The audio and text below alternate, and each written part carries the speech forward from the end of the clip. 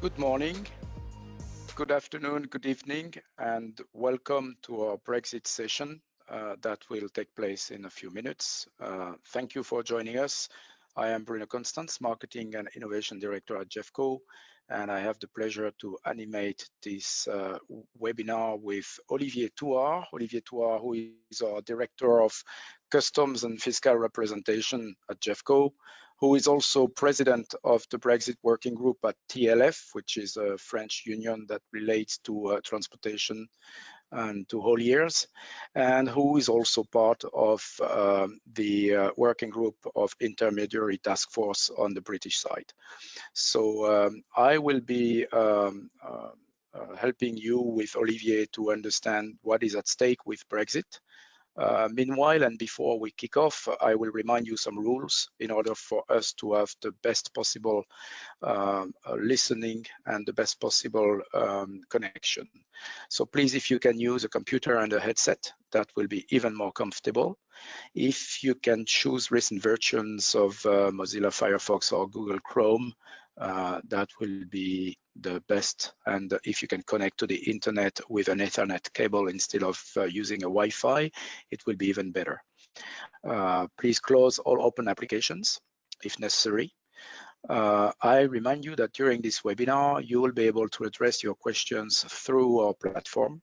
Our platform is located to the top right-hand side of the screen, and we have our customs teams that will be able to answer you live. And at the end of the webinar, we'll also have the team and Olivier, Etienne, and myself who will answer your questions live. So all the questions are going through the platform located to the right-hand side of your screen. We have with us, as I was saying, Olivier, who's Customs and Fiscal Representation Director, Etienne de Cercé, who is our Customs and Fiscal Representation Engineering Manager, and myself. And today we have the pleasure to welcome 600 attendees from 43 countries in the world. So that's great. We do hope you will enjoy this session. As a start, we would like you to work a little bit and to answer to a live poll that we have created, especially for you to show how important is this webinar. And the question we'd like to ask you and we'd like you to answer is the following. Do you think your business is ready with regards to Brexit? You only need to select one answer. It's either yes or somewhat or very little or not at all. We leave you 10 to 15 seconds to answer the question. And we will broadcast, obviously, as soon as you have answered the question, the result that will give us an indication on where we stand from a business standpoint with regards to this very important Brexit topic.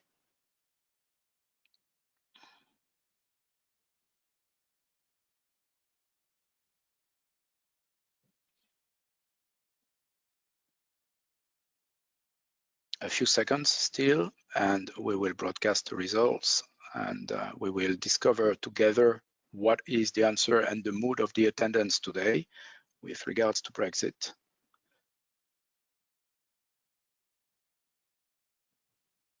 And the answer is not at all, very little, or somewhat at 81%, as you can read, and yes, only at 19%. And I just would like to remind you that Brexit is occurring in less than 100 days. So this is the reason why it is so important that we hold this webinar.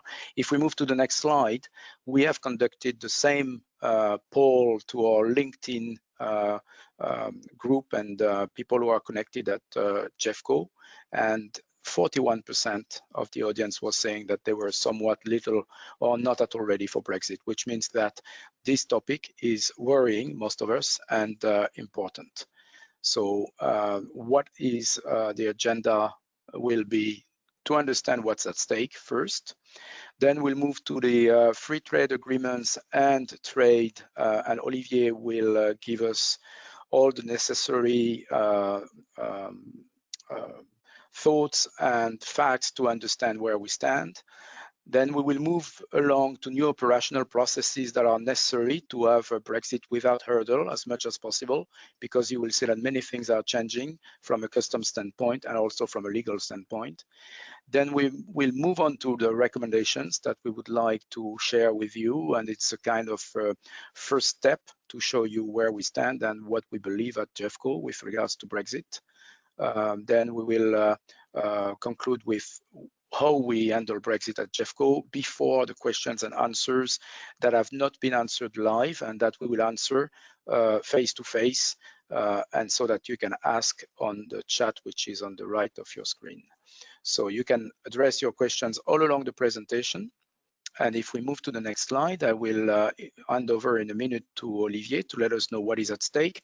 Just as a last word of introduction, what is at stake basically, 47% of the UK exports are exported to the EU, and 8% of the EU exports are exported to the UK. So you can make the math, and with a GDP of around 2,500 euros or 2,300 pounds, billion pounds and billion euros, you see what is at stake from a British side, and from an EU side with 15,000 billion euros, you see as well that this accounts in hundreds of billions of euros or pounds.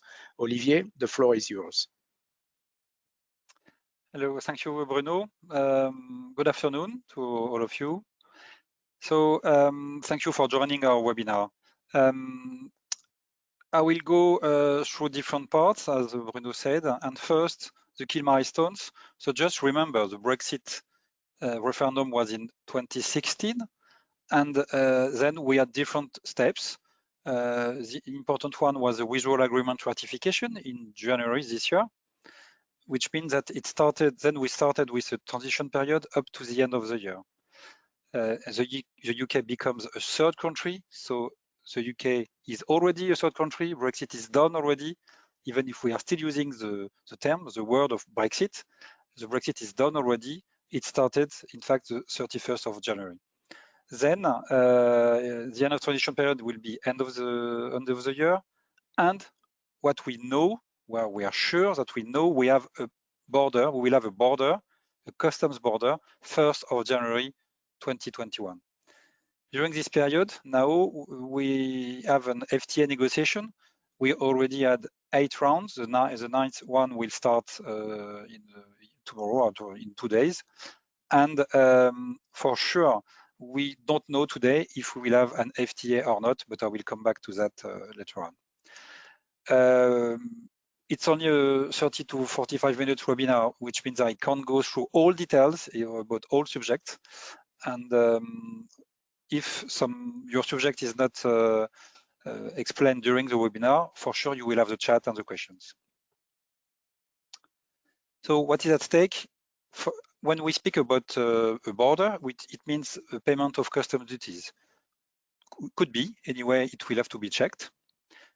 Possible delays, as you probably read, the UK did a specific analysis, and what they call the reasonable for worst case scenario means 7,000 trucks stopped on UK border, and also an average of 2 days waiting time for the trucks before crossing. For sure, some of them will cross quite quickly, others will be stopped. That's why the idea, for sure, is to have your trucks crossing. And also, VAT rules will change as the UK is leaving the EU and left the EU.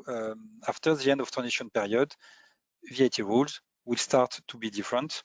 And when we speak about VAT, as you probably know, VAT rules are different in the different EU countries, even if we have specific common rules. When I speak about border and about change and complexity, it's also about quantity.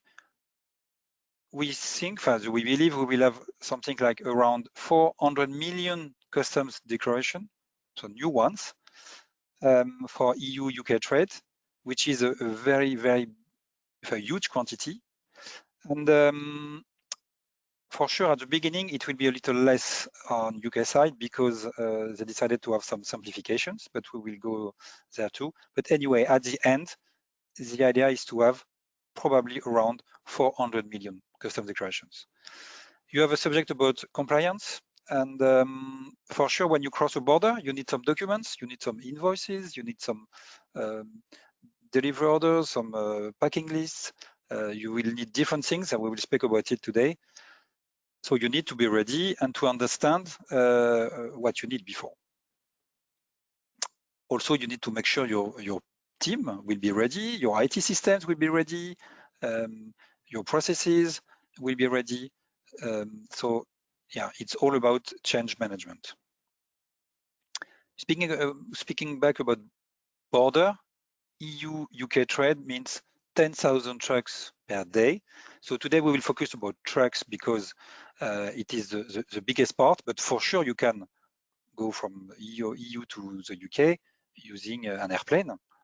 It will still be possible as today, but of course you will also have some customs clearance to perform. So today we focus on trucks, and 10,000, you need to understand that 58% of these are crossing through the French border. About the trade agreement. The trade agreement, as I said, we used to have an option to ratify or not, so and to find it first. So as Boris Johnson said in June that he will refuse any transition, any extension of transition, it means the trade agreement needs to be ratified before end of the year if we want it for 1st of January. The date, the official date on EU side is end of October. If we don't have an agreement before end of October, it will never be ratified for beginning of next year. So it's a good date to keep in mind. The last round is will come. Probably next week we will know what is the outcome. But if end of October there is nothing, we won't have enough time to translate and to ratify the documents. So we know we will start without an agreement in this case, but we still have the option to have one later on in a few months or years, we don't know. Okay, but if we don't have it, it also means it's option no extension and no agreement. We will start with basic World Trade Organization rules, which we already know also. Huh? So it could have some operational and financial impact for sure, and specifically about duties, but not only, because in the trade agreement, you have a lot of things included. Huh? Thank you, Olivier. So from a free trade agreement and trade perspective, I know already the UK have signed with some countries some FTAs. Could you let us know what they are and what it means from a customs and from a duty perspective? First, before we move into the detail of what it means and what are the trade agreements that have been signed, we would like the audience to answer to a poll, which is an interesting one because it's very practical. The question is with regards to a washing machine. If we assume that we would import a washing machine from the EU to the UK, what would be the custom duties that would be taxed on this washing machine? Would it be 0%? Would it be 2%? Would it be 5%? Would it be 8%? And that's a good introduction to what Olivier is going to present on the FTAs and what it changes on the product ranges in a minute. So we wait for you to answer if you wish. What do you think is the answer? What would we pay as custom duties for a washing machine imported from the EU to the UK? 0%, 2%, 5%, or 8% of the value? So this is quite a practical question, and we will come to other products in a minute. We will talk about automotive and other industrial products. It's just to be extremely straight to the point and start with a very practical question. If we can get the answer in a few seconds now, we will see whether the audience has got it right. Obviously, Olivier knows the answer. So here you answered at 41%, 8%, 38%, 5%, 14%, 2%, and 7%, 0%. Olivier, I referred to you. What is then the right answer that is going to appear on the screen? So the right answer was 2%. And we can move to the next, to the next slide, where you will see the answer we got from the pool we launched on LinkedIn to compare. So the important point there is not to remember that it's 2%. It's to remember that we could have some duties on a lot of products if we have no FTA. The new UK tariff decreased in the new UK tariff. Duties decreased a lot, but a lot of duties will still remain. And it has to be in your mind that you need to check your goods to understand if you will pay duties or not tomorrow in case of no FTA. Because the target of the FTA is for sure to have as less as possible custom duties. I don't know what will be in it, but it should be near zero for most of the goods.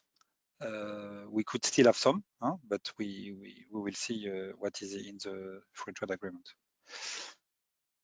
So speaking about free trade agreements, the first thing the UK did is to try to replace the EU free trade agreements, because the EU already had a lot of free trade agreements with other countries. So it what the UK did first, and nowadays already 20 new FTAs have been already signed by the UK. Such as Switzerland, Iceland, Norway, South Korea, Israel, Morocco, a lot of countries. And the last one, which has been agreed but not ratified yet, will be with Japan, which is really the biggest one now. It is the first time the UK will sign an agreement, a very important agreement with Japan. And for sure, we are waiting for one between the UK and the EU. What you need to know that a lot of new FTAs will be signed in the future, but usually it can take between 3 to 5 years to sign an agreement. So when the subject is to copy paste an agreement from the EU, it's quite easy, I would say. Anyway, it's easier. When it's about new countries or countries that have no agreements today with the EU, it will be much more longer, for sure. So coming back to the duties, you see your washing machines here. So today we are using a common external tariff, which is the tariff we are using in the EU. So if we import some washing machines from outside of the EU, today we pay 3% rate on it. Tomorrow, we now know the new UK global tariff, September rates, because it could change, we don't know. The UK can do what they want, they can change the rates. Anyway, today it's 2%. And as I said, the new rates will be lower than before.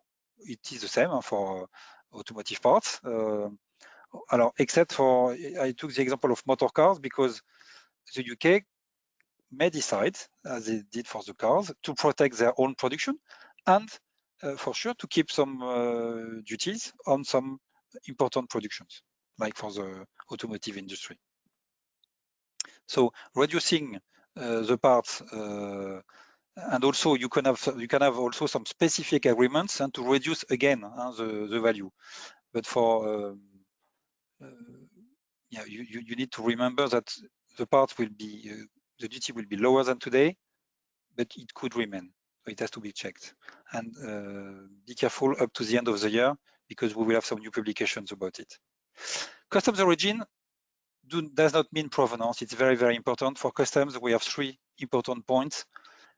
The goods, I mean, what it is about. So it's behind you have a commodity code or HS code. You have the origin, customs origin, and the value. And the customs origin, if your goods are coming from Morocco, produced in Morocco, sent to the EU, and from the EU sent to the UK, it will still be goods with Morocco customs origin. So the FTA that will apply will be the one between the UK and Morocco in my example. So it's very important to follow the origin and to check your suppliers' origins. It's important. So Olivier, I understand that through these FTAs and through the process that is being set up, it means we have new operational processes behind. It means that from an IT perspective, from an HR perspective, or from a process perspective, many things are going to have to change and we need to be ready. I heard a few days ago that there were more than 10 IT systems on the UK side to be interconnected with the rules of that will apply after the 1st of January 2021. I heard also some interesting comments about new items called GVMS, if I'm not mistaken.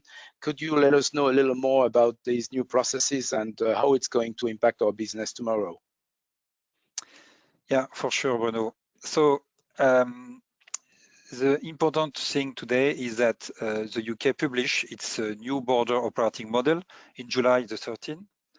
So this new operating model explained that we have now 3 steps because the UK border won't be ready, fully ready 1st of January. So the decision was taken to do it in three steps. First, in January, for standard goods, you will need basic requirements such as records, VAT accounting on imports. You will also need to export your goods as soon as 1st of January, yeah, for sure. And you will have to pay duties, but it could be deferred in some options. Safety and security declarations are not required for imports before July on UK side. About control and excise goods, standard customs declarations will be needed. You will have the physical check won't be at the border, it's not possible. So if needed, it will be at point of destination. And for sure, you will still have to pre-notify, if I still as a normal border, to pre-notify certain movements of goods. For the export declaration, the UK, you will have to perform export declaration from the UK to the EU, because I'm speaking about UK there. And also, you will have to issue an exit safety and security declaration as soon as 1st of January, which is important to understand. Safety security declaration and exports as soon as 1st of January. And GVMS, as Bruno said, which is a good vehicle movement service, it's a new tool to manage the trucks and the crossing after Brexit. So in this GVMS system, we will be able to input some data about the goods or the customs documents that are crossing and the plate number. So they will be able on UK side to check who's coming in and out, because it will be for both sides. At the beginning, in January, it will only work for transit documents. In April, there's a new step about product of animal origins and regulated plants. Physical check will still have to be organized at point of destination, as there will be no organization at the border.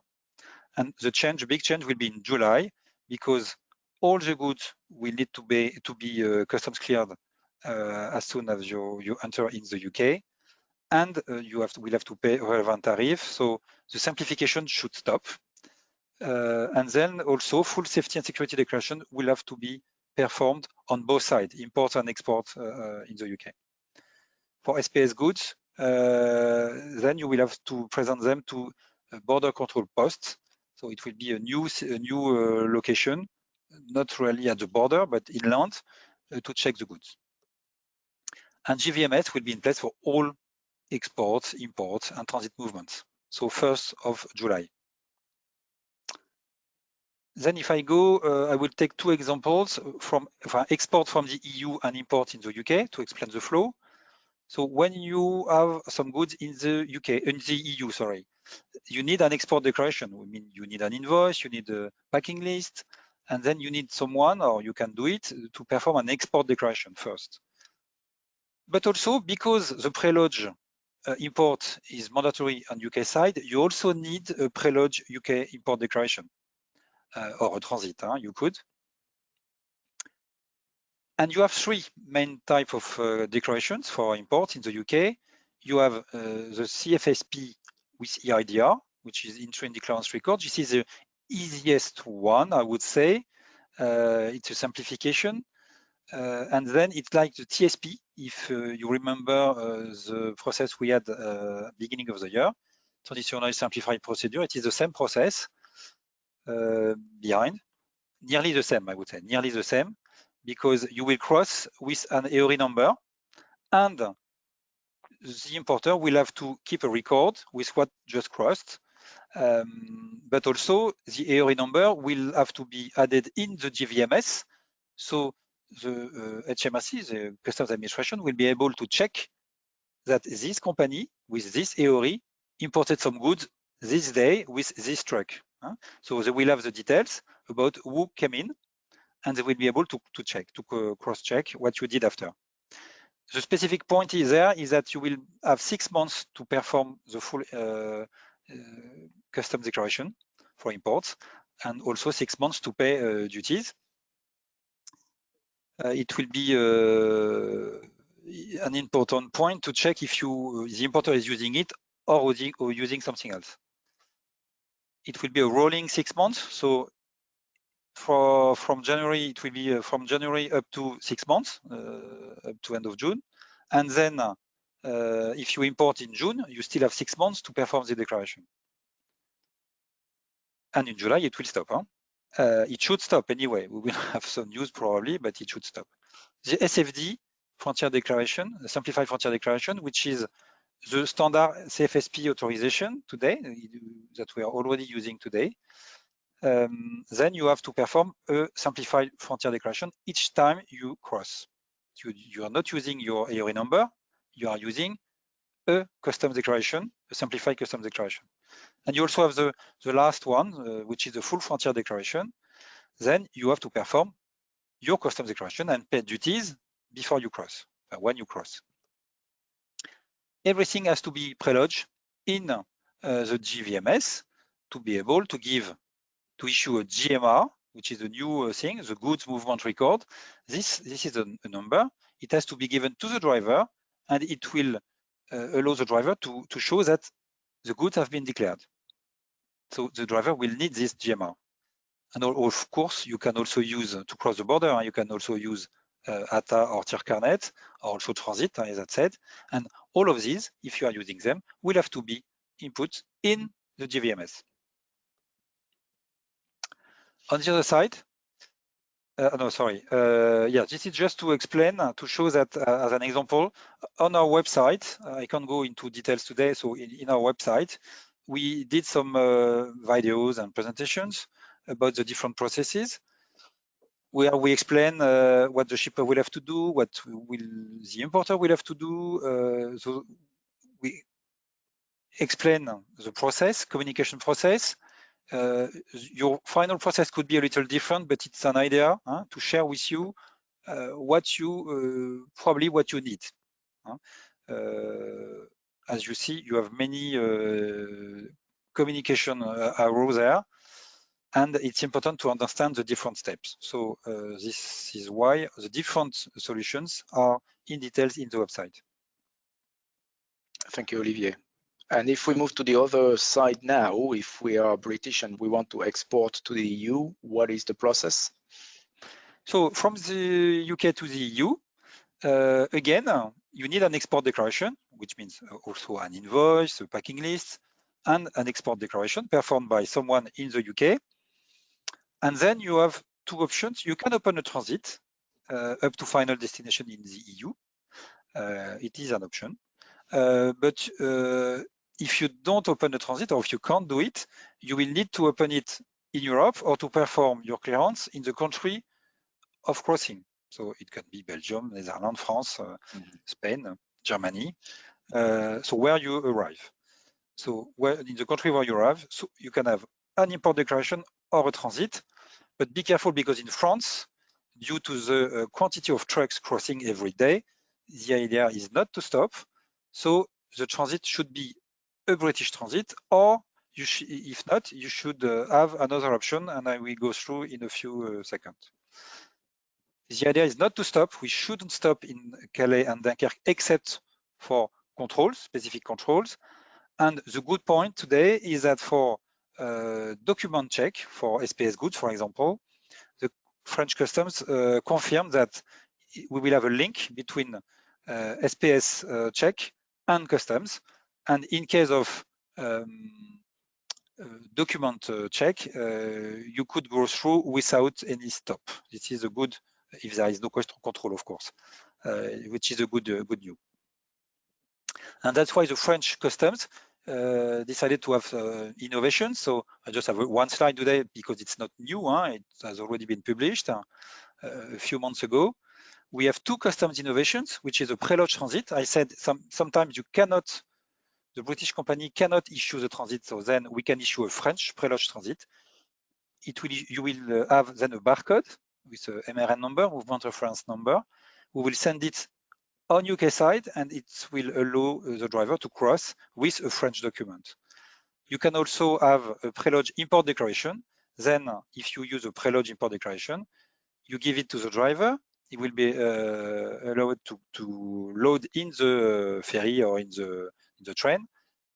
And then at point of arrival in the country, in France, automatically the import declaration will be permission to proceed, and the truck will be able to leave. You also have to help to support this flow. You have a logistic envelope. The logistics envelope, the idea is to gather all MRNs in one MRN, and the driver will only cross with one MRN, and behind you have all the documents, the customs documents, to manage the French border.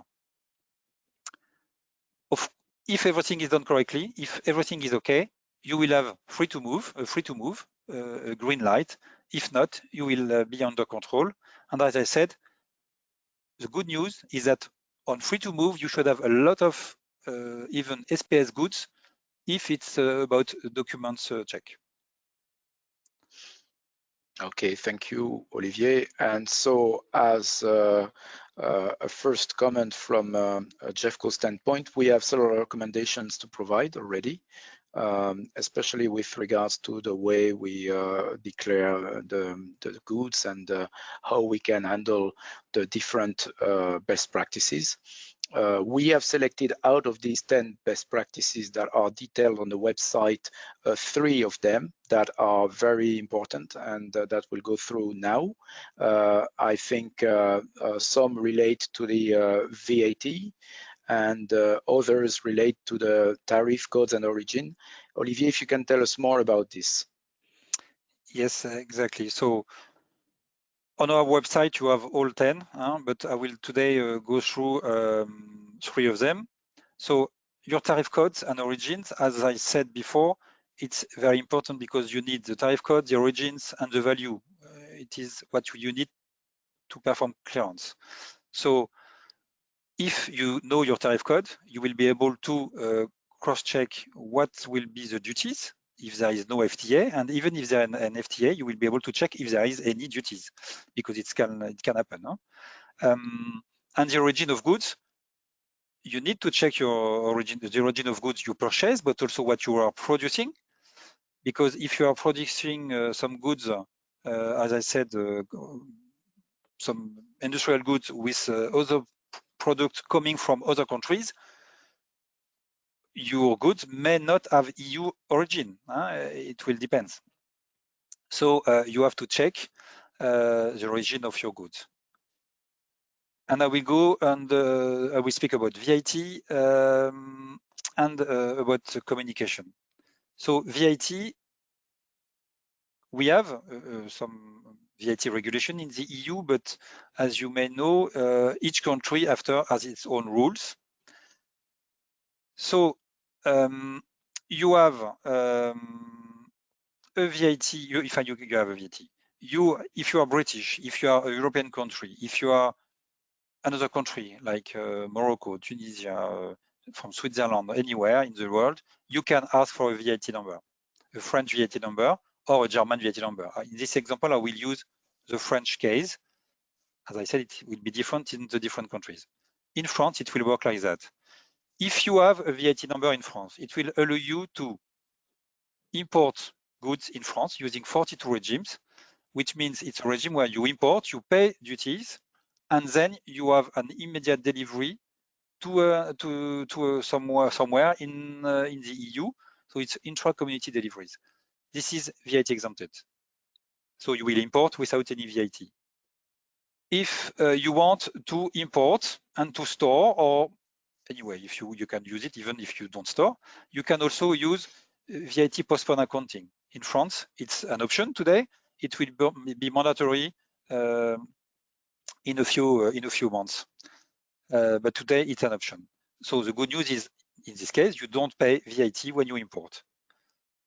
If you import in France, then you can sell in France.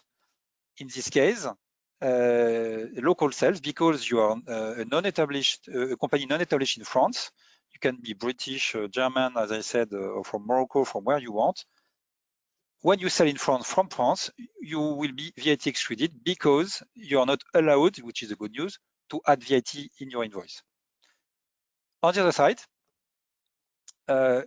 with still your VAT number in France, you can purchase some goods in the EU, in other countries, and then you can export the goods after from France if you want. You can your invoice will be VAT excluded for sure if you export, because you will never have VAT on export invoice. You can also, thanks to your VAT number in France, purchase locally some goods. The good news there also is you have a specific French rule, which is the AE2 authorization, which will allow you to purchase without VAT because you will export the goods, and then you purchase and you export with just your VAT number. And also another option, but then you don't need your VAT number. If you are German, for example, you can do everything in France, but when you will export from Germany, you will export with your own German VAT number, which is normal. Or if you are British, you may also need a VAT number somewhere else outside of France if you want to perform something else. The important point also to notice is that it works when you have different flows, but if you only have imports in France and local sales in France, the French VAT number will be forbidden. So it means you will have, but you still can import in France, then you will have to pay VAT, and then you will sell in France, VAT excluded. It only means that you will need to ask for a refund, so VAT refund, because in this case it's the VAT number is forbidden. Then you ask for VAT refund using 13th directive if you are British, because it's a third country, and 8th directive if you are a European country. So about communication is very, very important. It's key for success because, as you see, you have exporters, importers, customs brokers on each side. You can mix it, but anyway, you have a carrier in the middle. You have some preload declarations on UK side, on French side, but also if you are using a port in the Netherlands or Belgium, you will have to you will be asked to preload some information on their website. You also have the GVMS issuing the good movement record for the driver. You still have also the smart border on French side. You also, I haven't spoke about it, the smart freight service, which is a system to make sure that the driver will get the good documentation before they arrive in the Kent. So they will have a Kent permit. So all these systems means you need some data. I won't go through all of them, but you have a few data you need there, like MRN numbers, the reference numbers, the invoice, EORI, etc. And also communication will depend on the Incoterm, for sure. So if you ask GEFCO to manage export, transport, customs clearance on each side, and also imports, it means everything is clear, GEFCO will manage the flow. If you have 4 different or 5 different actors, you need to make sure the communication flow will work. That's just the message here. Okay, thank you, Olivier. So from a GEFCO perspective, and if we can move to the next slide because we are slightly late, but no worries, we will still take 5 additional minutes to answer the questions at the end of the webinar. It means that this challenge is a mix between human resources that are needed, and obviously we have the right number and the right teams and the right skills at GEFCO, as we have more than 200 people dealing with borders throughout the world every day, and the task force that has been built especially for Brexit, as this is the obviously the top topic at the moment.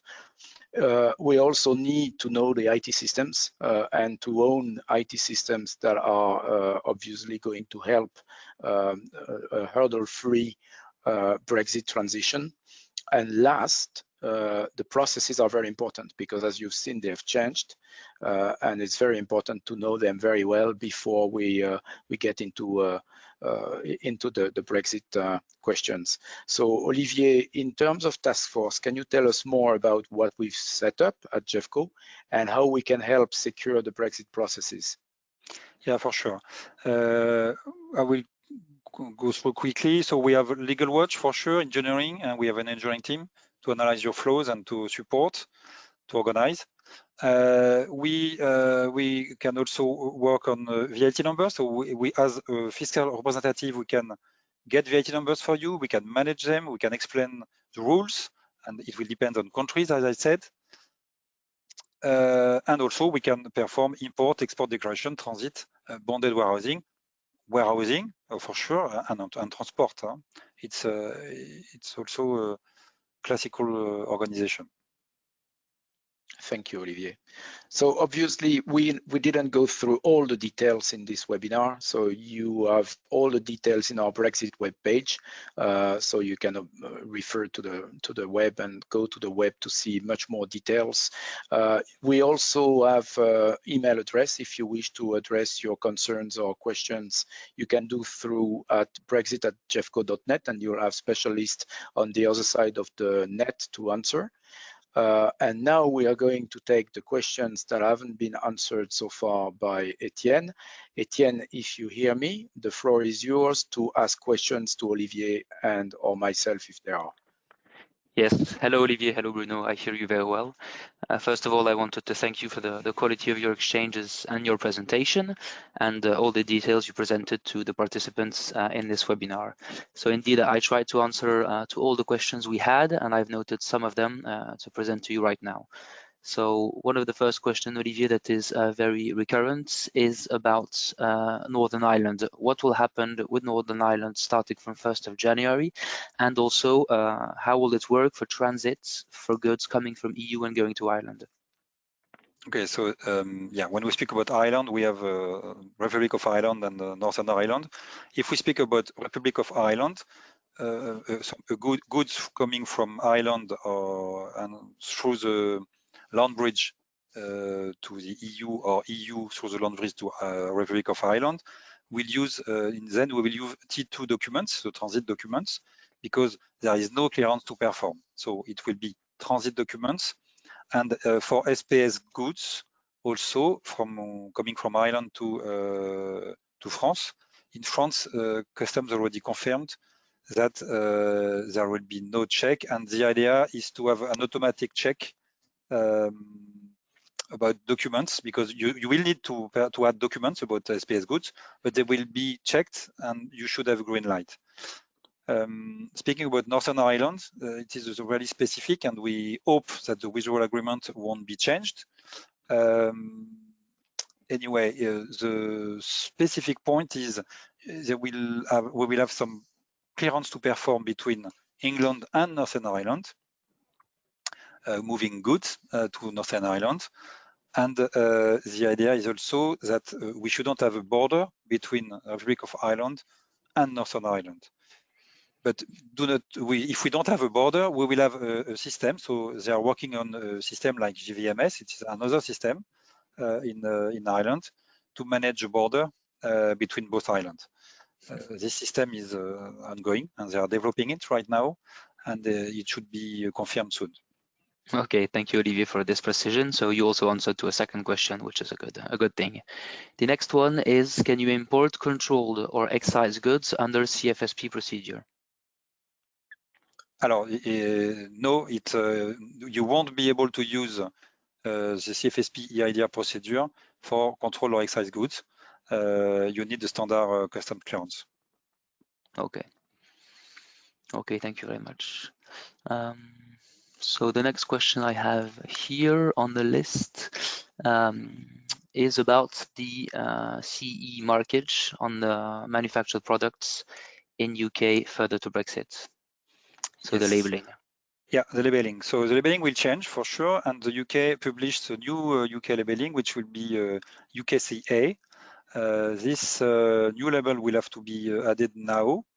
But in fact, the old label CE will remain available for, I would say, most of the products today, and we will have a transition period again to change the label. So you need to check, as it's not clear for all goods. You need to check. We have a specific publication from HMRC which explain the transition period and which kind of goods will be able to cross with the old labeling.